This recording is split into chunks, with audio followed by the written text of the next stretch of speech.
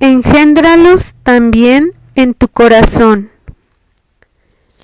Creemos conveniente enfocar la maravilla de ser madre, no desde el punto de vista del amor que todo hijo debe prodigar a su progenitora, sino del amor que toda mujer, madre de hecho, debe sentir por el hijo que concibe primero en el corazón antes que en la matriz.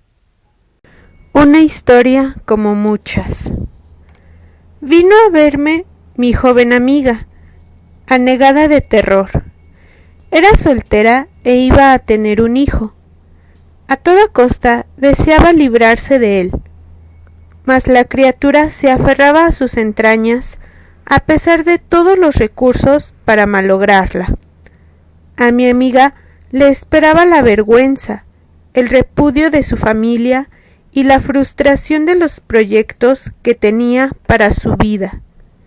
Ni siquiera amaba al hombre que la había seducido en cualquiera de esos momentos que la liviandad de nuestras costumbres actuales propicia para encender la carne, pero su corazón había permanecido siempre insensible hacia ese amigo.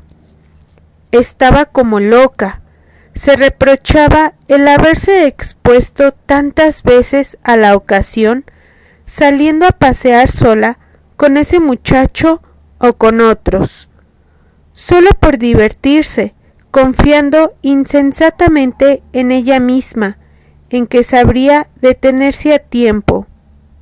Ni modo, el daño ya estaba hecho. Yo le aseguré que tarde o temprano ese hijo indeseado la compensaría de todas las penitencias que tendría que pasar por él. Acorralada en su espanto, tuvo que casarse con el padre de la criatura, aunque amaba a otro. Nació el bebé. Fue una niña hermosísima. La madre la adoró con fervor desmedido. Me decía, por Leticia yo hubiera pasado por todo lo que tanto temía y por más. A quien no soporto es a mi marido. La chiquilla era enfermiza, tal vez por los cuidados excesivos que la rodeó, tal vez porque la dañaron desde antes de nacer los medicamentos para destruirla. El caso es que antes de cumplir los 3 años de edad, murió. Entonces sí, la mamá se volvió medio loca de dolor. Ha pasado mucho tiempo, tiene otros hijos, pero no los puede querer como a la niña que se fue. ¿Por qué aquel amor desmedido? No es nada remoto que a la ternura normal que se experimenta por un hijo se haya unido el remordimiento de no haberla deseado. En el subconsciente de mi amiga debe de haber brotado el deseo incontenible de resarcirla por aquel repudio, de hacerse perdonar de la criatura y de sentirse justificada ante sí misma. No lo consiguió. Ahora está amargada para siempre porque se siente culpable de la muerte de su hija, ya que un día estuvo decidida a matarla alevosamente. Este es un caso extremo de madre que no deseaba a un hijo. Esto ocurre con menos intensidad, pero con lamentable frecuencia en mujeres casadas, con un hogar legalizado.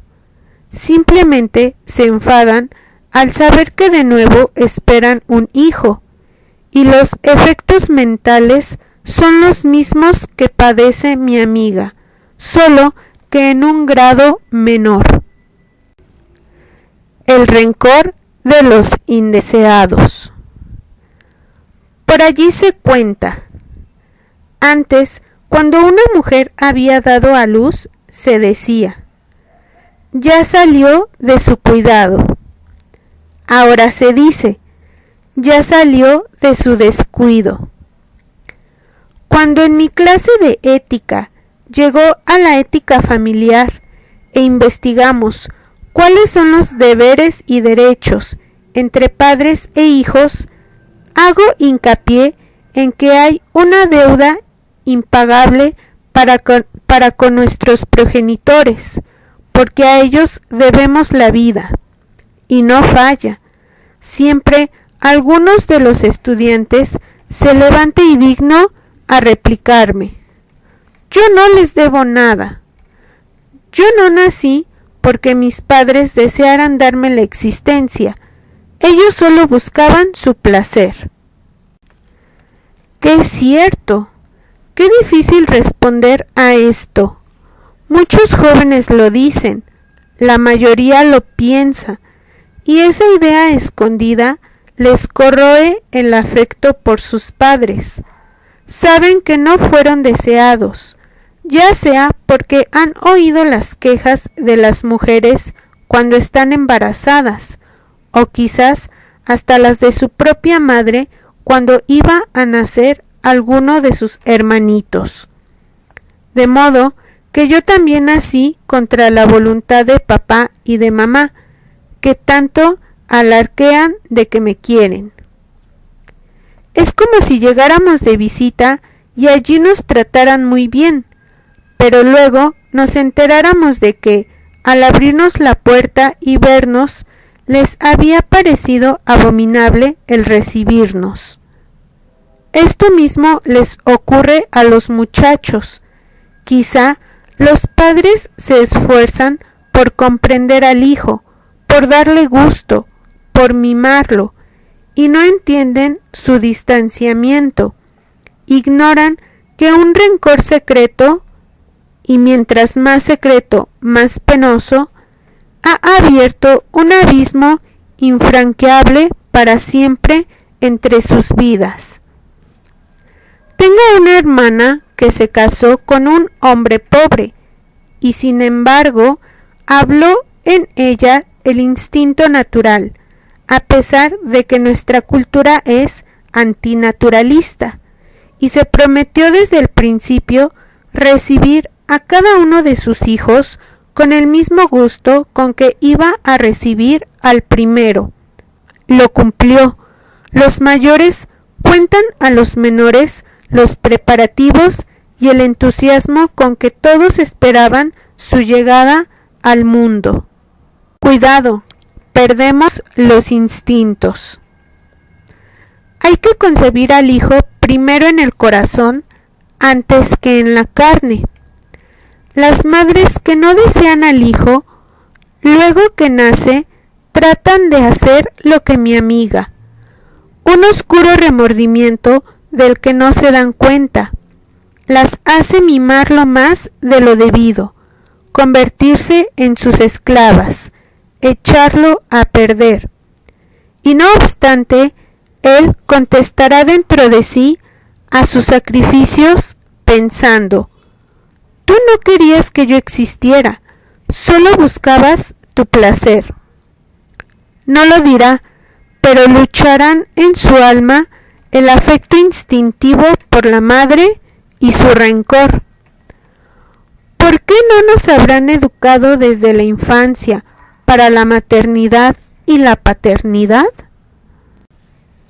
Digo que nuestra cultura decrépita, que afortunadamente ya va a acabarse, porque hacia cualquier lado que se le mire da signos de corrupción y agonía, así como nos da los alimentos enlatados, quitándole su frescura natural, así como nos atrofia las piernas, quitándonos el saludable ejercicio y metiéndonos en vehículos mecánicos, y es toda ella un terrible pecado contra natura, así está logrando desarraigar los instintos naturales, como el de la maternidad. Y mientras los países son más cultos de esta cultura podrida, más se pierde el sentido de la vida, y las madres van siendo menos madres. Toda la naturaleza muere, se encoge en invierno, solo para prepararse a dar la flor en primavera. Toda ella es abnegación bajo la nieve.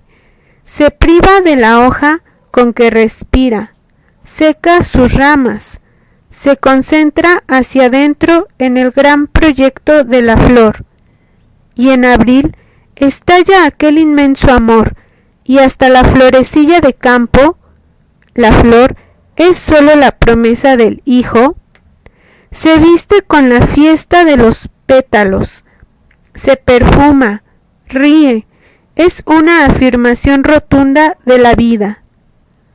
¿Por qué ahora la raza humana se aparta de la naturaleza y pone gesto hosco ante la primavera? Cuidado. Un sabio dijo: Dios perdona siempre, los hombres algunas veces, pero la naturaleza no perdona jamás.